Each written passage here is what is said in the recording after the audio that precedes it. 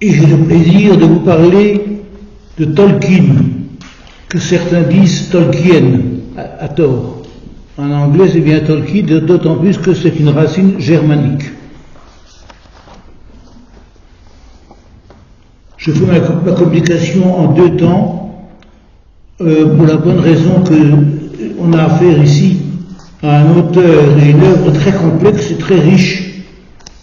Et contrairement à ce que disait Proust, on a ici un exemple d'un auteur dont la vie et l'œuvre sont inexorablement liées. Ils sont imbriqués l'une à l'autre de façon frappante. Vous le constaterez durant toutes mes interventions. C'est la raison pour laquelle il m'arrivera de parler de l'œuvre en parlant de sa vie et inversement. Alors je commence comme commencent à peu près tous les dictionnaires en vous disant qu'il est né, que J.R.R. Tolkien, puisque c'est comme ça qu'il signe ses livres, renvoie tout simplement à John Romuald Reuel Tolkien. Donc John Romuald Reuel Tolkien. Il est né le 3 janvier 1892 à Bloemfontein. Alors Bloemfontein a été la capitale de l'État libre d'Orange. C'est une ancienne république bourg depuis la fin du XVIIIe siècle. Elle a cessé d'être indépendante au début du XXe siècle et quelques années après a intégré l'Afrique du Sud. Bloemfontein existe toujours aujourd'hui et c'est une ville extrêmement importante en Afrique du Sud qui, à la fin du XIXe siècle, comptait pas moins de 1 million d'habitants, ce qui est considérable. Alors, ce million d'habitants, il y en a de 3 sortes. Il y a des indigènes, qui sont la minorité. Quand je parle indigènes, ce sont les tribus, les peuplades dans les environs de Bloemfontein. Et puis il y a tous les Africains noirs venant des autres provinces et issus des autres pays avoisinants. Et puis il y a les Blancs qui sont essentiellement des Britanniques et des Blancs d'origine hollandaise, donc les Boers, les descendants des Boers. Bloemfontein, vous l'avez compris, est un nom aux résonances néerlandaises. En fait, je ne sais pas si ceux qui connaissent le néerlandais vont jusqu'à connaître aussi l'Afrikaans. En Afrikaans, Fontaine ne veut pas dire fontaine, mais tout simplement source. Donc c'est la source des fleurs. C'est une ville qui se trouve au sommet d'une colline assez haute, où a été érigé d'ailleurs, vu sa hauteur et l'importance de la ville, un très grand monument à Nelson Mandela. La famille de Tolkien était britannique.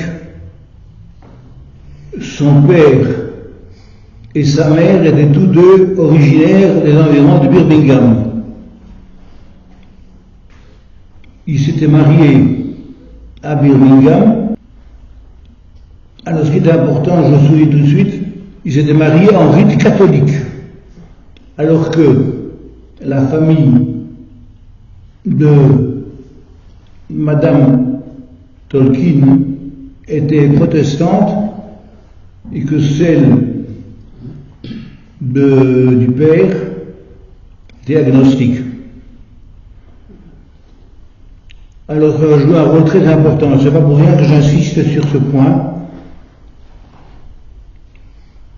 Le catholicisme de Tolkien explique en grande partie son œuvre, et son œuvre est teintée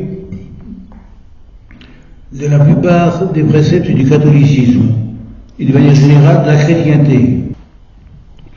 Son père avait été nommé à Bloemfontein comme banquier et il était le directeur de la principale agence d'une banque britannique qui s'intéressait essentiellement à des fonds africains. Alors avant d'aller plus loin, je dirais que l'Afrique du Sud et Bloemfontein n'ont absolument pas influencé Tolkien dans son œuvre. Et le brassage des langues a été pour lui une importance capitale puisqu'il s'est très intéressé aux langues étrangères en général et plus particulièrement aux langues minoritaires. En plus, sa mère était très cultivée et avait de vastes connaissances littéraires. Elle pouvait par exemple réciter par cœur les 3/4 des œuvres de Milton. Et comme tout en qui se respecte, elle avait une grande connaissance de Shakespeare.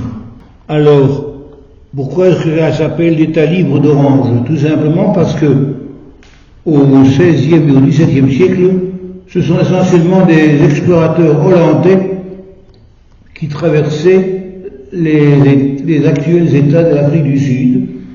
Et Orange, c'est le nom du fleuve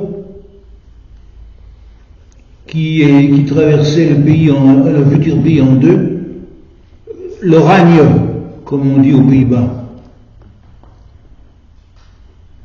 Et c'est resté,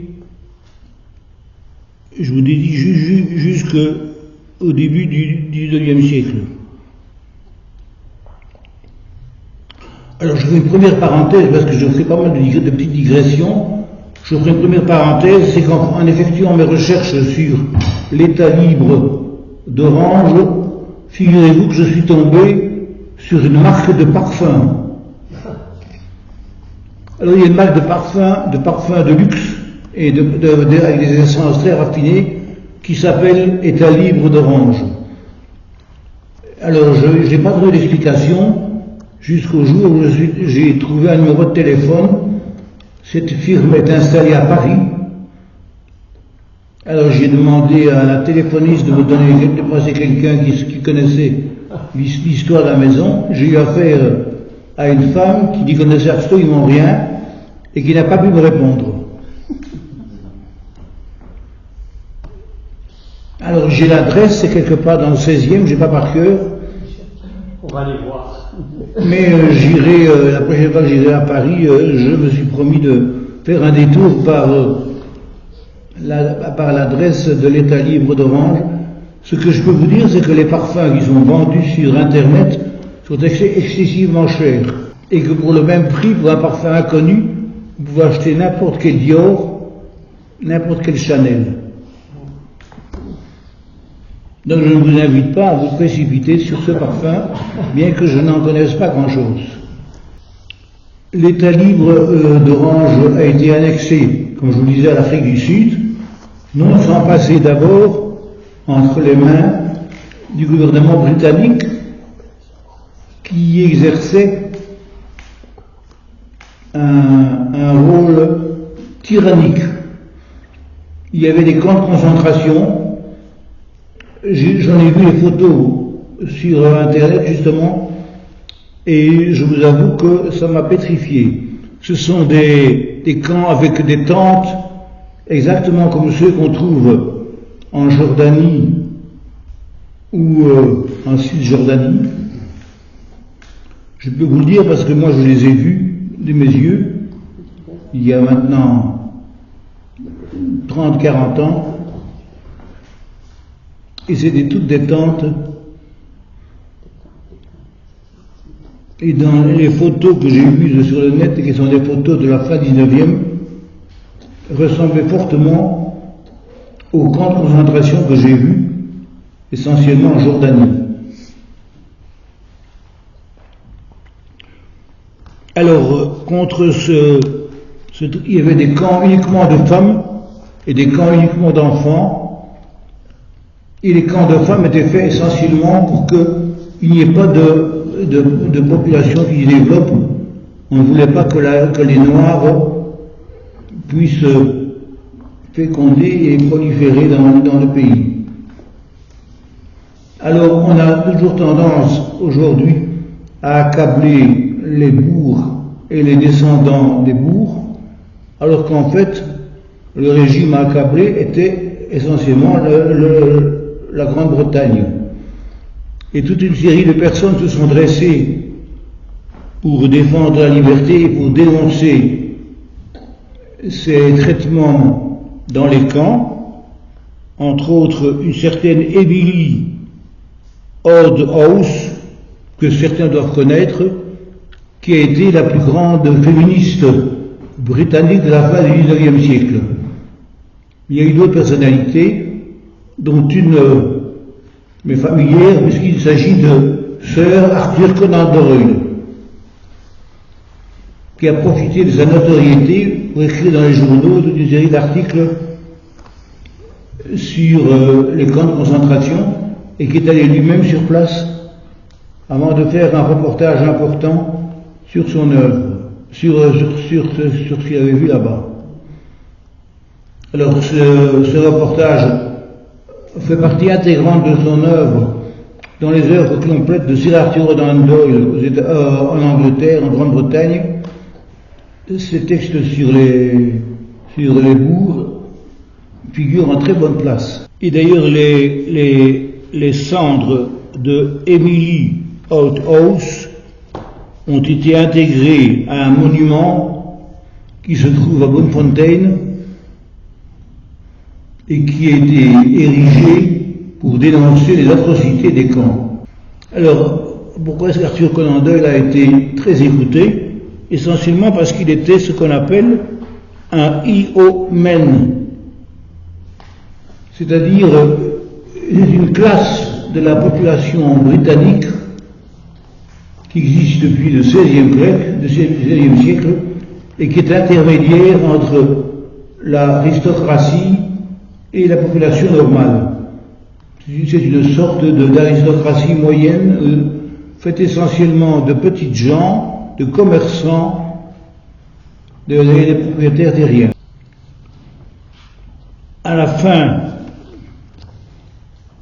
des années 1900, Madame Tolkien a amené notre auteur et son frère, parce qu'il avait un petit frère, les a amenés en Angleterre, à Birmingham précisément, afin qu'ils fassent connaissance de leurs grands-parents. Et c'est pendant ce séjour en Angleterre et à Birmingham que le père est décédé. C'est alors que Madame Tolkien a pris la décision de rester à Birmingham, qui, vous imaginez bien, n'était pas à l'époque la grande ville qui est devenue aujourd'hui. C'est aujourd'hui la deuxième ville d'Angleterre après Londres. Et à l'époque, elle avait, comme la plupart des villes occidentales, un double aspect. Ici, en l'occurrence, le sud de la ville était voué à des usines, des ateliers et des manufactures, avec des cheminées telles qu'on peut les imaginer, et le nord était plus bucolique et était entouré de forêts. Et c'est dans le nord que Madame Tolkien a trouvé un logement. À la mort de son mari, elle a cherché une tutelle et elle est allée voir l'oratoire de Birmingham, et un père s'est occupé des deux garçons jusqu'à leur majorité.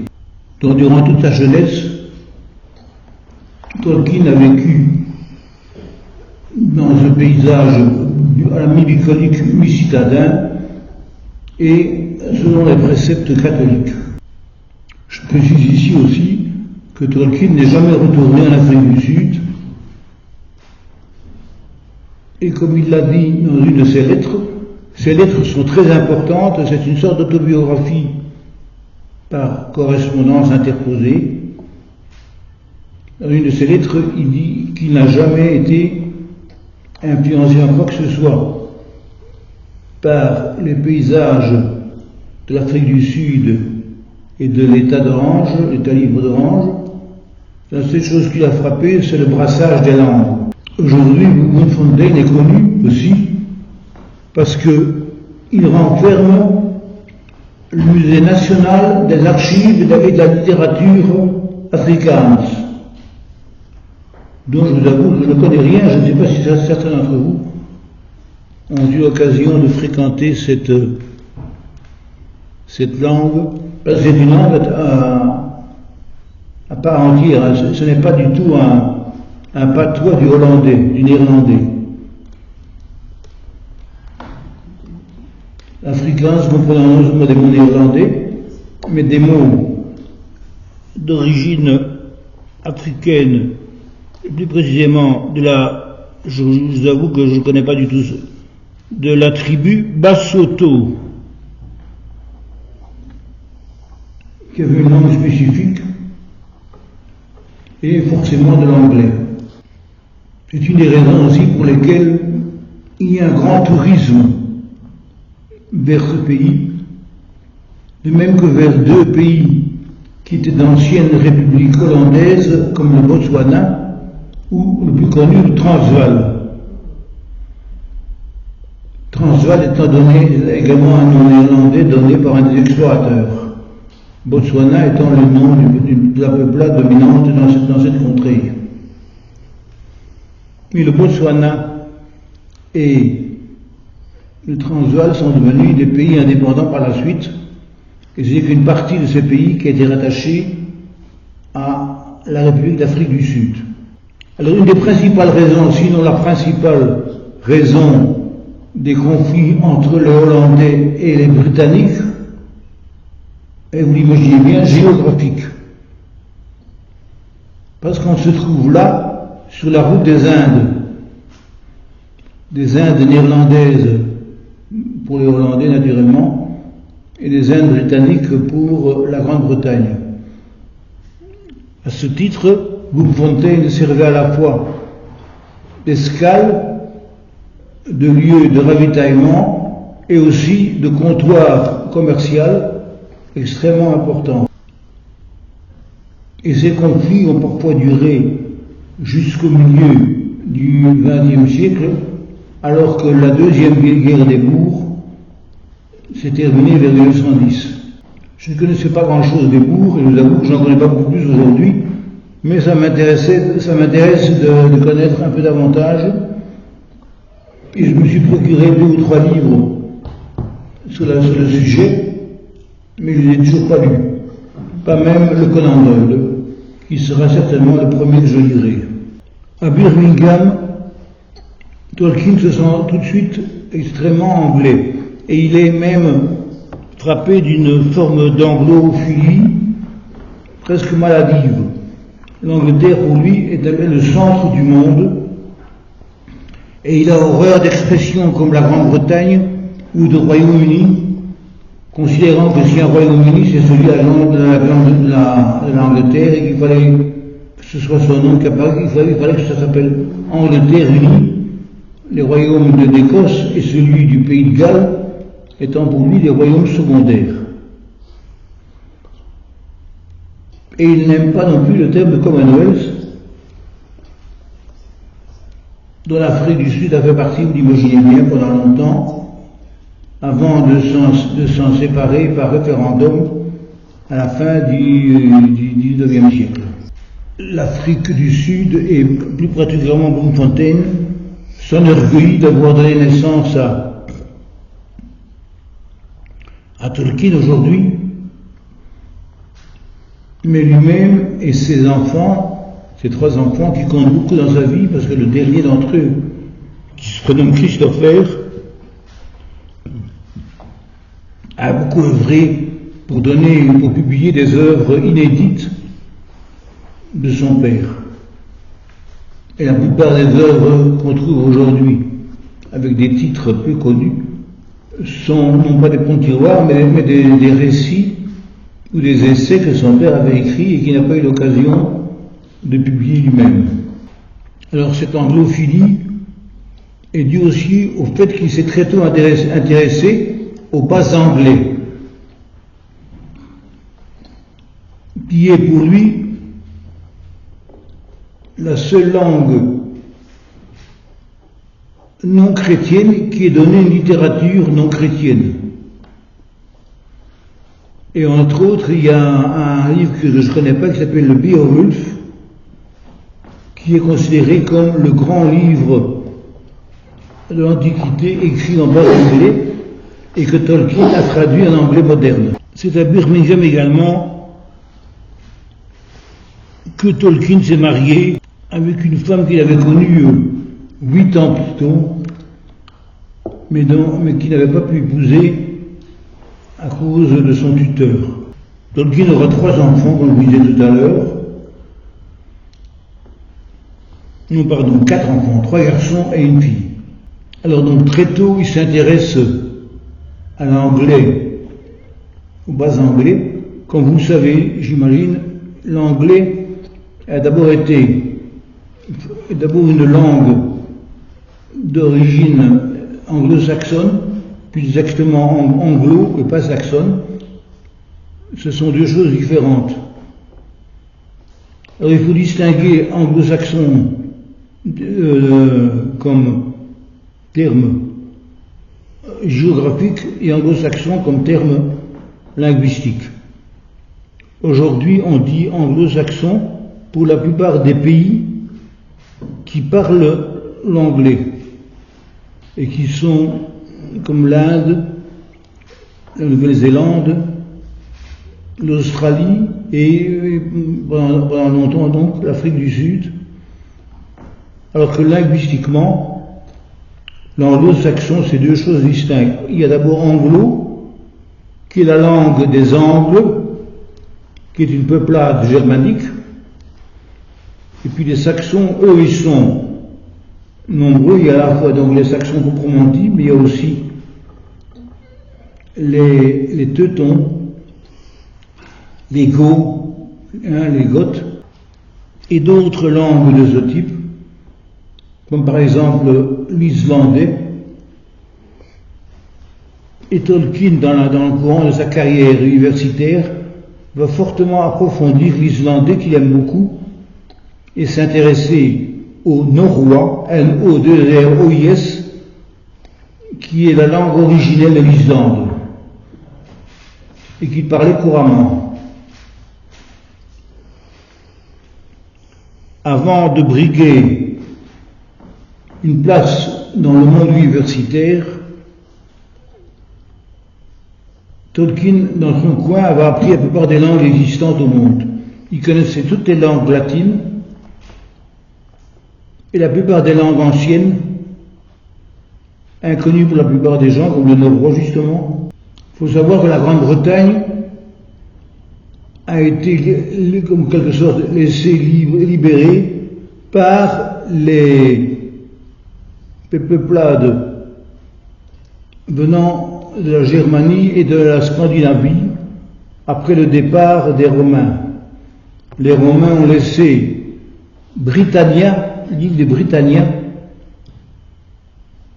telle qu'elle, sans chercher à la coloniser plus avant.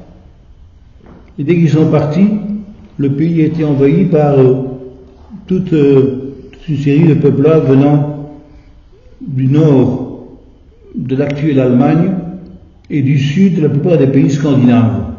Alors je vous disais, il a postulé pour faire une carrière universitaire. Alors je suppose que ceux qui ont fait ici une longue carrière universitaire le savent. En Grande-Bretagne, c'est pas comme chez nous, comme en France, on postule pour l'État. On ne sait pas quelle université on est dirigé. Si vous voulez rentrer à Oxford ou à Cambridge, vous devez faire un examen d'État. Et c'est le jury de cet examen qui vous envoie à Londres Il y a une petite université, ou à Leeds, qui est une université un peu plus grande, ou à Cambridge, Oxford, qui sont les deux plus réputées. Alors c'est un examen extrêmement complet. Je me suis dit que je serais incapable de le faire.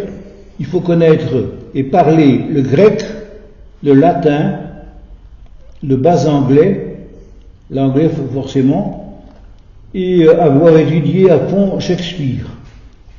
À quoi s'ajoute un cours sur l'histoire de la Grande-Bretagne et des mathématiques élémentaires.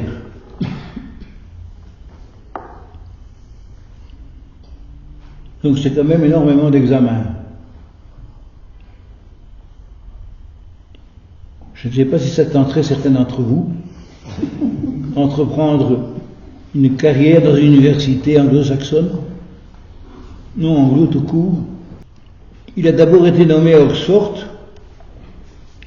où il s'est occupé du dictionnaire du Oxford English Dictionary, mais uniquement pour la partie du bas anglais, ce qui représente à peu près un tiers du dictionnaire, ce qui est énorme. Alors, grâce à ça, il a pu par la suite obtenir le poste de professeur de bas anglais, puis professeur des langues anciennes.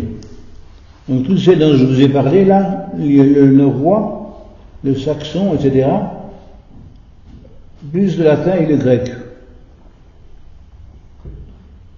Puis, comme je vous l'ai dit, qu'il parlait couramment. Il y avait à Oxford, il y a toujours, je crois, des clubs où se réunissent des professeurs qui parlent de leur travail entre eux, de leur création entre eux.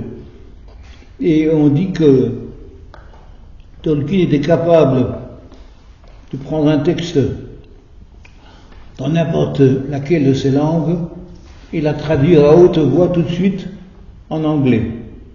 Très tôt et très jeune, Tolkien également s'est mis à écrire des nouvelles, des contes et des légendes. Alors l'explication qu'on donne, mais qui se justifie en partie, c'est qu'il écrivait ça pour ses enfants. Il voulait raconter des belles histoires à ses enfants, et comme il n'en trouvait pas, il en inventait lui-même. Mais il était tout orienté vers l'Angleterre, vers l'histoire de l'Angleterre. Et quand il y avait des grands trous, il inventait purement et simplement les histoires. Son œuvre littéraire est d'ailleurs une mise en abîme, en quelque sorte, de ses connaissances linguistiques. Il passait son temps, et la plupart de ses loisirs, non seulement à approfondir des langues, mais en inventer. Il a inventé un tas de langues. 20 ou 30. Alors il a inventé non seulement des langues qui se déclinent, mais des langues qui ne se déclinent pas. Et puis des langues comme le français, qui se déclinent pour des verbes, mais qui ne se déclinent pas pour des phrases et des constructions traditionnelles. Et puis il y a un troisième type de langue qu'il a inventé, mais ça aussi ça porte un nom, c'est quand les mots changent selon la place qu'ils occupent dans un texte. Je vois un homme, mais on met homme, et on prolonge. Mais cet homme est parti, homme c'est un autre mot. Dans la mesure où il est complètement direct au sujet, le mot change complètement. J'ignorais qu'il y avait des langues qui changeaient complètement comme ça de vocabulaire selon la place qu'occupait, selon la place qu'avait le mot dans une phrase. Et alors je te parle de ça pour son œuvre parce que dans son œuvre la plus connue, donc Le Seigneur des Anneaux, chaque peuplade que rencontrent les hobbits, puisque au départ c'est un voyage entrepris par un groupe de hobbits et de nains, chaque peuplade a sa langue, sa grammaire, et même son écriture, son alphabet. inventée de toutes pièces par Tolkien. Il a donc commencé par écrire une série de petits contes et des légendes inventées de toutes pièces avant d'entreprendre un roman pour enfants, Le Hobbit, dont la première phrase, in a hall of Strand, I lived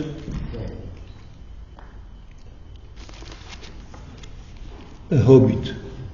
Donc, en réalité, l'histoire est très belle.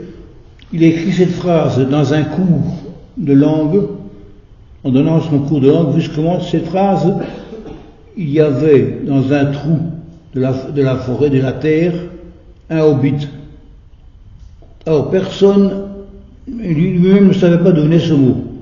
Il avait créé, alors on peut penser à rabbit évidemment, mais ça n'a pas beaucoup de rapport. De même que hall et hobbit se ressemblent un peu et forment une sorte d'allitération. Mais ça, il le fait exprès. Hein. Il n'hésite pas à dire in the hole, in the strand, alors que chez nous, moi j'aurais dit au fond d'un trou dans la forêt, et lui dit dans un trou dans la forêt, il répète dans 2 fois, ce que les bons romanciers ont appris sur les bancs d'école à ne pas faire. Et à partir donc de cette phrase, il a construit tout ce roman qui est destiné aux enfants. Donc voici la version primitive en anglais, qui a eu un succès considérable en Grande-Bretagne et dans les pays du Commonwealth. Quand je dis considérable, c'est plusieurs millions d'exemplaires. Et également aux États-Unis. Il faut savoir une chose ici, c'est que je suppose que certains d'entre vous ont été confrontés à ça. Un livre qui est publié en français, je ne sais pas que ce soit chez Lafon, au Seuil, chez Grasset ou chez Gallimard, se vend tel quel dans tous les pays francophones du monde, et même les pays non francophones. Aux États-Unis, c'est pas pareil, c'est un autre éditeur. Donc, si vous avez une traduction anglaise, britannique, elle n'est valable que dans les pays britanniques et les pays du Commonwealth. Alors, l'éditeur pressenti pour le Hobbit a tout de suite pris contact avec un éditeur américain qui a été séduit par le livre, qu'il a fait lire à son fils qui avait 15 ans, qui a remis, c'est bizarre ça, on n'imagine pas ça chez nous, qui a remis une note de lecture disant le plus grand bien du livre. Et c'est sur cette base que l'éditeur américain a décidé de publier le Hobbit également aux États-Unis. Mais il voulait faire des illustrations. Et Tolkien avait une sainte horreur des dessins de Walt Disney, et il a eu très peur que le Hobbit soit illustré dans ce style-là. Et alors, qu'est-ce qu'il a trouvé de mieux à faire? C'est qu'il a fait les dessins lui-même. Et il s'est découvert une carrière également de dessinateur, qui est pas mal du tout. Il y en a quelques-unes ici dans le livre. Alors, la plupart des histoires écrites par Tolkien sont également agrémentées de cartes et de plans. Il y a d'un certain en noir et blanc, de William Morris, que vous connaissez tous, qui est un des pères du mouvement Sign and Craft, et puis aussi d'un illustrateur que personnellement j'adore, mais qui est peu connu en France, qui s'appelle Richard Rackham, qui n'a vraiment rien à voir avec le Rackham de Tintin, qui sont des dessins essentiellement de forêts. Mais ça joue, je dirais tout à l'heure, les forêts vont jouer un rôle important dans Le Seigneur des Anneaux. Ils jouent aussi un rôle important ici dans Le Hobbit, mais un peu moins. Alors la question qui se pose, mais vous me répondrez quand vous aurez lu le livre, à moins que vous l'ayez déjà lu, est-ce que Le Hobbit est un livre pour enfants ou un livre pour adultes?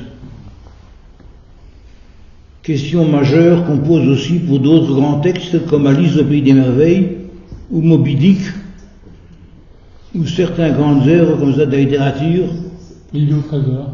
qui sont cataloguées pour enfants mais qui en réalité ne le sont pas. Qu'est-ce que tu as dit? L'île au trésor. L'île au trésor, C'est évidemment. la même catégorie. Oui. Le voyage de Gulliver aussi. Alors il y avait dans les années 20 ou 30, Hachette, l'éditeur Hachette a eu la curieuse idée de proposer ces textes mais en les abrégeant. Soit qu'il coupait dans le texte original, soit qu'il demandait à quelqu'un d'en donner une version raccourcie. Donc dans la bibliothèque verte, par exemple, on peut trouver certains de ces grands textes dans une version raccourcie. Mais je crois qu'aujourd'hui, ce n'est plus le cas. De même que, enfin, ceux qui ont des enfants ici le savent, à 12-13 ans, les enfants sont déjà capables de lire non seulement ces textes classiques, mais aussi toute une série d'autres livres. Je ne sais pas s'ils pourraient lire Ulysse.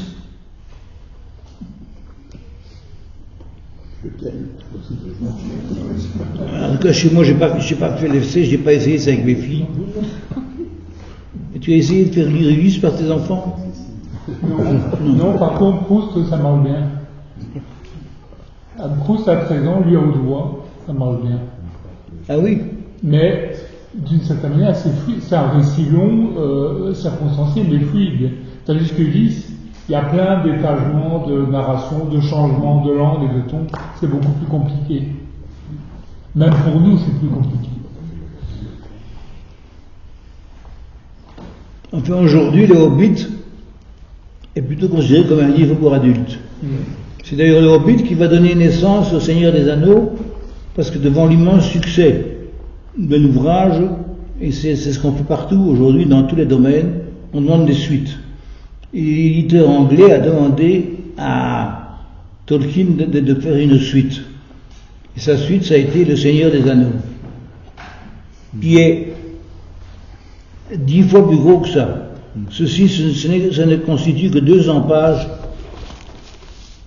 dans ce cycle immense qu'on appelle le légendaire, ou bien les récits de la Terre du Milieu. Parce que les cycles imaginés, je vous en parlerai la prochaine fois, les cycles imaginés par Tolkien couvrent chaque fois plusieurs volumes et traversent les âges. Certaines des histoires commencent à la préhistoire pour se terminer au vivant de Tolkien, qui est mort, je ne vous ai pas dit, qui est mort en 1957, après avoir été honoré par toutes les universités anglaises et britanniques aux 4 coins du monde, et obtenu quelques prix littéraires, mais très peu. Le Hobbit a été classé comme le meilleur livre pour enfants. Je regarde, je crois que j'ai dit que j'avais à vous dire pour cette fois-ci. La prochaine fois, on parlera davantage de l'œuvre.